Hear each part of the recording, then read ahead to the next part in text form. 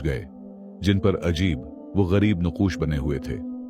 वहां कुत्ता रख गया और एक बड़ी चट्टान के नीचे अपने पंजों से जमीन खोदने लगा। सालिम हैरत से उसे देखता रहा, उसके उस अजीब इसरार को समझने की कोशिश करते हुए। वो करीब आया और यूं बोला जैसे किसी इंसान से मुखातब हो, क्या है वहां? क्या मैं तुम्हारे पीछे यूं ही आ रहा हूं? लेकिन कुत्ता बगैर रखे खोदता रहा। सालिम ने महसूस किया कि इस रवैये के पीछे कोई राज है जिसे वो अभी समझ नहीं पा रहा। उसने अपनी लकड़ी की लाठी उठाई और थिकन और प्यास के बावजूद कुत्ते के साथ खुदाई में मदद देने लगा। जमीन सख्त थी और खोदना दुश्वार, मगर उसके दिल का अज़्म हर मायूसी से ज्यादा मजबूत था। अचानक जब वो मिट्टी हटा रहा था तो उसकी नजर एक तांबे रंग की धाती चीज पर पड़ी जो चमक रही थी। इसकी आंखें हैरत से फैल गईं। उसने रेत के नीचे से एक छोटा सा तांबे का संदूक निकाला जो मिट्टी में डूबा हुआ था। सालिम हनपता हुआ बैठ गया और अपने कांपते हाथों से इस पर जमी गर्द साफ करने लगा। हैरत से बोला, यह अल्लाह का रिज़्क है। उसने संदूक खोलने की कोशिश की, मगर वो मजबूती से बंद था। कई बार की कोशिश के बाद इसने एक नुकीले पत्थर से कफ्ल तोड़ दिया।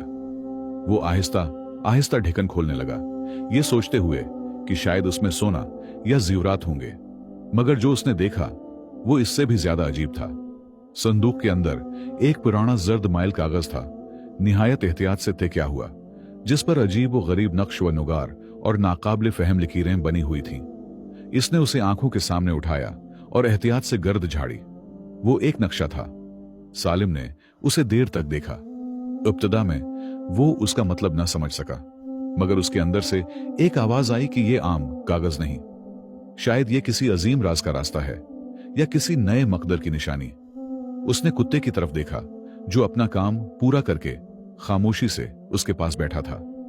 उसने मोहब्बत से उसके सर पर हाथ फेरा और आहिस्ता से कहा, तुम गौया अल्लाह के भेजे हुए हो। तुम तो सिर्फ एक सबब बने, मगर तुमने वो दरवाजा खोल दिया जिसका मैंने ख्वाब भी ना देखा था।